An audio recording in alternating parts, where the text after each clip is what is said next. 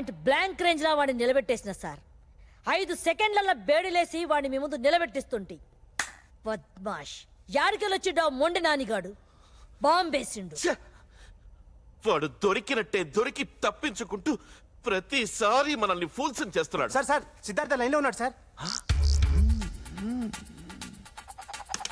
ఏయ్, నా వరలక్ష్మిని ఏం చేసావు? ఇంకా ఏం చేయలేదు. అసలు ఏం చేయాలనుకుంటున్నావు? కూర వండుకొని తినేద్దాం అనుకుంటున్నాను. ఏంటి ఆ పిచ్చి ప్రశ్న? వరలక్ష్మిని ఏం చేద్దాం అనుకునేది నువ్వు తీర్చే నా డిమాండ్లు పట్టి ఉంటుంది. ఏంటా డిమాండ్స్? వరలక్ష్మి అంటే నీకు ఇష్టమా? ఇష్టమా? ప్రాణం రా. అయితే నీ ఇద్దరు తిరిగి పీటల మీద కూర్చోవాలంటే నేను చెప్పిన పనులు చేయాలి. చెప్పు, ఎవరు నేసేయమంటావు? ఏ మినిస్టర్ నేసేయమంటావు? ఏ పోలీస్ ఆఫీసర్ నేసేయమంటావు? లేకపోతే సీఎంని వేసేయమంటావా? వేసేయడాలు మనకో లెక్క కాదు. దొమ్మీలు అల్లర్లు ఎలాంటివైనా చిటికలో చేసేస్తా. నాంపల్లి స్టేషన్ ని పేల్చేయమంటావా? లేదా బేగంపేట ఎయిర్పోర్ట్ ని కూల్చేయమంటావా? చెప్పు, నా వరాన్ని పెళ్ళాటం కోసం ఎంత అగ్గైనా పుట్టిస్తా. అవన్నీ నువ్వు ఎప్పుడు చేసావు కదా పప్పు. కొత్తగా ఏమైనా ట్రై చేద్దాం. సరే, ఏం చేయమంటావో చెప్పు. రాజకీయాలంటే ప్రజలకు సేవ చేయటం. నా డిమాండ్ కూడా అదే. ఏ ప్రజలకు నువ్వు వాగ్దానం చేసి నెగ్గావు, ఎవరికి అందాల్సిన సహాయం వాళ్ళకి అందకుండా నువ్వు మింగావు, వెంటనే వాళ్ళ దగ్గరికి వెళ్ళి ఆదుకోవాలి. లేకపోతే నీ పదవ కన్నా ప్రాణం కన్నా ఎక్కువైన వరలక్ష్మిని. ముందు నేను చెప్పేది విను. నువ్వు 10 కోట్లు అడుగు, 10 కోట్లు ఇస్తాను.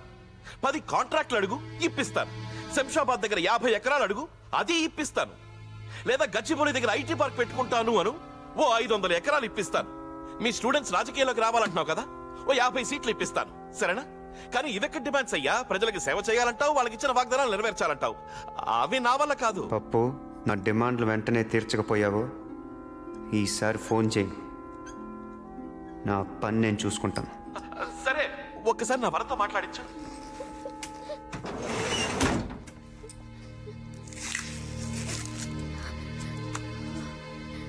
పప్పు, ఎలా ఉన్నావు పప్పు? వరం, పప్పు, ఏదో ప్రాణాలతో ఉన్నానంతే. బాధపడకు పప్పు. ఇంతకీ నువ్వెలా ఉన్నావు వరం? ఈ రాక్షసుడు నన్నేం చేస్తాడు అని క్షణక్షణం భయంతో చచ్చిపోతున్నాను పప్పు. పవిత్రమైన మన ప్రేమనే నమ్ముకు బ్రతుకుతున్నాను. నువ్వేం భయపడకు, నేను ఎలాగైనా విడిపిస్తాను. వరం వరం వరం వరం, ఈ కాసేపు మాట్లాడండి భయ్యా. ఇంకా మాటలు చాలే గాని వెంటనే నేను చెప్పిన పని చెప్పు. హలో హలో హలో సార్, వీడు ఉట్టి ఖల్నాయకే కాదు, వీనికి సూపర్ తెలివితేటలు ఉన్నాయి. అరే, వీడిని ట్రాప్ చేద్దామంటే దొరుకుతానే లేడు. వీడు యాడ్నుంచో టెలిఫోన్ పోల్లకెళ్ళి మాట్లాడుతున్నాడు. సార్, వాడి డిమాండ్లన్నీ తీర్చాలంటే కనీసం మనకు 100 కోట్లనే కావాలి. ఎంత ఖర్చైనా పర్వాలేదు సార్, రాష్ట్రం అసలే లోటు బడ్జెట్లో ఉంది. ఆ కోరికలన్నీ తీర్చాలంటే మీరు తిన్నదంతా కక్కాలి. కక్కుతాను. నా వరం కోసం మింగిందంతా కక్కుతాను.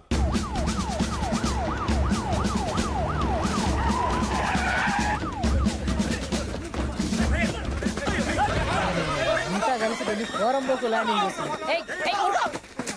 హఠాత్తుగా గుర్తొచ్చిన ఈ ప్రజాసేవల గురించి ఆశ్చర్యపోతున్న ప్రజానికానికి మీ ఉద్దేశం ఏంటో వివరిస్తారా? ఇందులో ఆశ్చర్యం ఏముంది? నన్ను మానసికంగా దెబ్బతీయాలని ఆ సిద్ధార్థ ప్రయత్నిస్తున్నాడు. ఈ ప్రజల కోసం నా వ్యక్తిగత జీవితాన్ని ఏనాడో త్యాగం చేశాను. ప్రజా సంక్షేమమే నా జీవితం. ఇక చేతలకే కాని మాటలకు సమయం లేదు. వరలక్ష్మి కిడ్నాప్ కి సిద్ధార్థ చేసిన డిమాండ్ ఇదేనని, అతనికి భయపడే మీరు ఇదంతా చేస్తున్నారని జనం అనుకుంటున్నారు.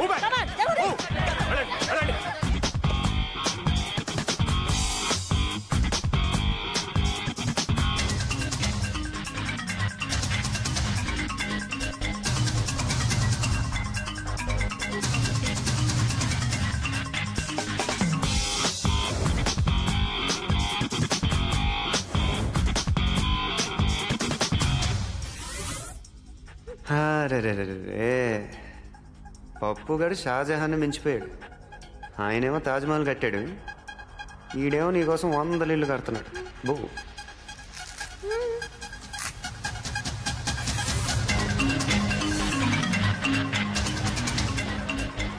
ఇలా విగ్రహాల్లో నిలబడకుండా మీరు కూడా పొండి. తలా వచ్చాయి వెయ్యండ్రా, కూలి ఖర్చులన్నా మిగులుతాయి.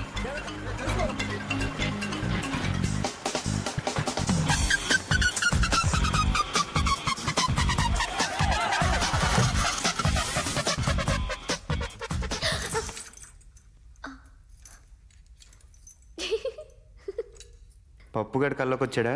కాదు, నువ్వు వచ్చావు. పార్టీ మార్చావేంటి?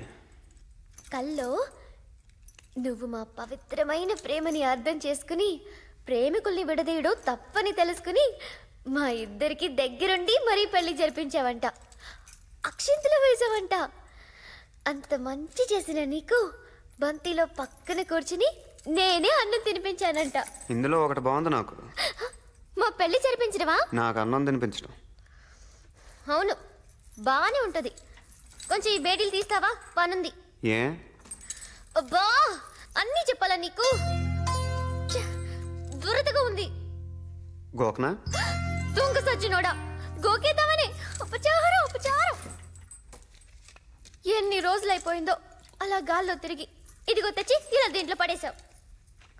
దా బయటికి వెళ్ళి గాలిలో తిరిగొద్దాం. నిజంగానా? పిచ్చి పిచ్చి వేషాలు ఏవుగా.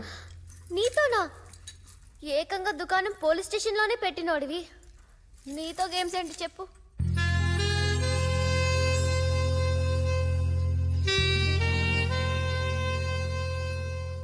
ఏంటది? మందా? అన్నీ ఇలాంటి అలవాట్లేనా నీకు? అన్ని మంచి పనులు చేస్తే బోర్ కొడుతుంది.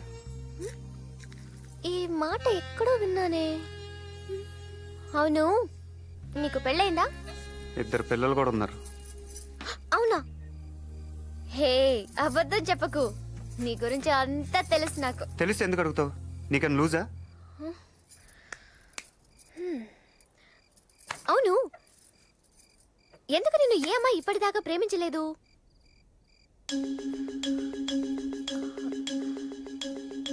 అంతా ఓకే కదా? ఏజ్ బార్ అయిపోద్దని. పప్పుగాడు ఏజ్ ఏంటి? అది చెప్పకూడదు. అంతేజా? ఏపా, ఎర్రగా బుర్రగా బానే ఉంటావు. పప్పు అంత కాదు. అయినా ఇప్పటమ్మాయిలు ఊరికి పడిపోరు. నువ్వు కొంచెం మారాలి. ఏం మారాలి? ఇదే ఇదే ఈ కోపమే కొంచెం తగ్గించుకోవాలి. అమ్మాయిలంటే కనికరం చూపించాలి.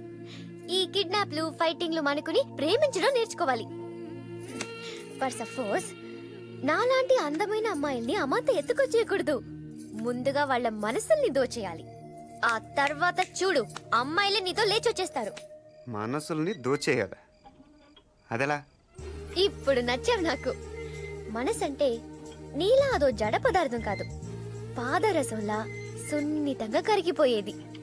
అలా అని దాన్ని మీ మగాళ్ళంతా తేలిగా కరిగించలేరు. దానికి చాలా చాలా ఇది కావాలి. ఇదంటే? అదే అది. నోటితో చెప్పేది కాదు, చెప్పలేం కూడా. ఒకటి మాత్రం చెప్పగలం. అది ఎప్పుడు ఎలా ఎందుకు పుడుతుందో మాత్రం చెప్పలేం.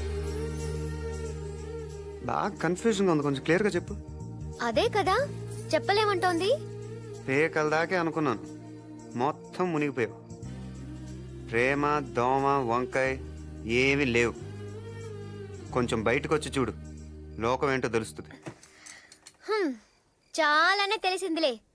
తిప్పేవు కదా నువ్వే, అన్నీ తెలుసుకున్నాను. నీలాంటి యువకులు రాజకీయాల్లోకి వస్తే మాలాంటి సామాన్యులకు ఎంత మేలు జరుగుతుందో చూపించావు బాబు. బాబు, వరదల పాలైన మా బ్రతుకులకింత నేణ్ణిచ్చావు. మా అందరి బాగు కోసం ఇంత చేశావు. నీకోసం ఏం చేయడానికైనా మేము ఎప్పుడూ సిద్ధమే బాబు. అధికారంలో ఉండి నాయకులు చేయలేని పని అజ్ఞాతంలో ఉండి మీరు చేశారు. మీ సిద్ధాంతం నక్సలిజమా? హ్యూమనిజం. ఈ విషయంలో మీరేం చెప్పదలుచుకున్నారు? నిజాయితీగా సేవ చేయి, లేదా రాజకీయాల్లోంచి తప్పుకో. మీ కార్యాచరణ మంచిదైనప్పుడు మీరు రహస్యంగా ఉండడం దేనికి? మేము టెర్రరిస్టులం కాదు అని నిరూపించేదాకే తప్పదు. రాజకీయ నాయకుల గుండెల్లో సిద్ధార్థ పుట్టించిన ప్రకంపనం పెను మార్పుకు దారి తీసేలా ఉంది. ఎంతో నేర చరిత్ర ఉన్న పప్పు యాదవ్ లాంటి వాడే భయపడి నిధుల్ని సక్రమంగా వినియోగించడంతో ఇదే దారిలో నడిచి మిగతా ఎమ్మెల్యేలు, ఎంపీలు కూడా ప్రజా సంక్షేమం పట్ల శ్రద్ధ వహిస్తున్నారు. సిద్ధార్థ హెచ్చరికకు వెనుక ఏ అదృశ్య శక్తో ఉండి నడిపిస్తోందని అన్ని పార్టీల వాళ్లు ఎలక్షన్ మేనిఫెస్టోల్ని బూజు దులిపి ఆచరణలో పెడుతున్నారు. పోచమ్మా సార్, ఈసారి వాడు ఫోన్ చెయ్యగానే ట్యాప్ చేయండి. Okay sir. నా కొడుకు దొరకని చెప్తాను. ఆగండి ఆగండి ఆగండి ఆగండి. ఏంటి పప్పు, పనులు మానేసి అందరూ ఫోన్ కోసం వెయిటింగా? ఏయ్ సిద్ధార్థ, నువ్వు చెప్పిన పనులన్నీ చేశాను కదా, ఇంకా నా వరాన్ని నాకు అప్పగించేయి. మూఢ వస్తే 3 నెలల దాకా ముహూర్తాలు లేవట. అయితే ఓ పని చెయ్యి, నువ్వు అర్జెంటుగా నీ పదవికి రాజీనామా చేసి రాజకీయాల నుంచి పర్మనెంట్గా తప్పుకో. రేయ్, ముక్కలు ముక్కలుగా నరికి పోగులు పెడతాను. వింటున్నాను కదా అని మీటింగ్ పెడుతున్నావా? ఓ గొంతు మారుతుందేంటి? అది కాదయ్యా సిద్ధార్థ, ఇప్పుడు నా పదవితో నీకొచ్చిన ఇబ్బంది ఏంటి చెప్పు? ఇబ్బంది నాకు కాదు, జనానికి. మా నలుగురిని లోపల పంపించేస్తే పని అయిపోద్ది అనుకున్నావు కదా. అప్పుడే ఏమైంది పప్పు, ఇప్పుడు చూద్దుగా. ఇన్నాళ్ళు నేను ఒక్కడే నీకు శత్రువుని. ఇప్పుడు నాలాంటి వాళ్ళు వందలు వేల కొద్ది పుట్టుకొస్తారు. రాజకీయ గూండాల్ని తరిమి తరిమి కొడతాం. ఆడు మనందరినీ అవలేగాలం చేసి ఈ చుట్టుపక్కలకెళ్ళి మాట్లాడుతున్నాడంట. మీరు కంటిన్యూ చెయ్యండి. సిద్ధార్థ, సరే అలాగే చేద్దాం. నా పదవి పోయినా నా వరం నాకు దక్కితే చాలు. కానీ గో గో గో, అందరూ ఊరుకోండి. ఆ మెగాఫోన్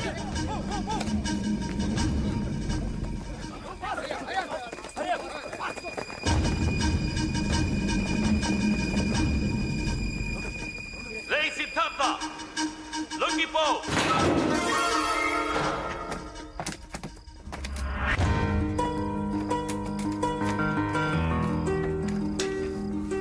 వరం, సార్ ఇక్కడ చూడండి. వీడు ఏకంగా పోలీస్ హెడ్ క్వార్టర్స్ కి బొక్క పెట్టాడు. ఇంతకంటే అవమానం ఉందా?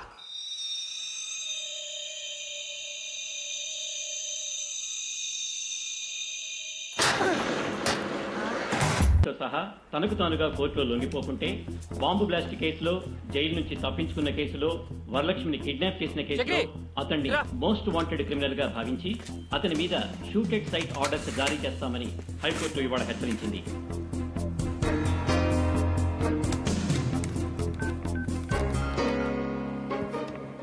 చెప్పరా. 48 గంటల లోపల లొంగిపోతే కనిపిస్తే కాల్చేయమని హైకోర్టు ఆర్డర్స్ పాస్ చేసింది. ఆ బాంబ్ బ్లాస్ట్ గురించి వివరాలు తెలుసుకున్నారా? నానిగాని అడ్డం పెట్టుకున్న పప్పు యాదవ్ గాడి మనల్ని కేసు ఇరికించాడు. ఆ టైంలో వాడు వేరే కేసు మీద జైల్లో ఉన్నట్టు ఆధారాలు చూపించాడని రిమాండ్లో ఉన్న మన ఫ్రెండ్స్ చెప్పారు. రే, ఆ మొండి నానిగాడు నేను చంపడానికే బయటకు వచ్చానంట్రా. నువ్వు జాగ్రత్త.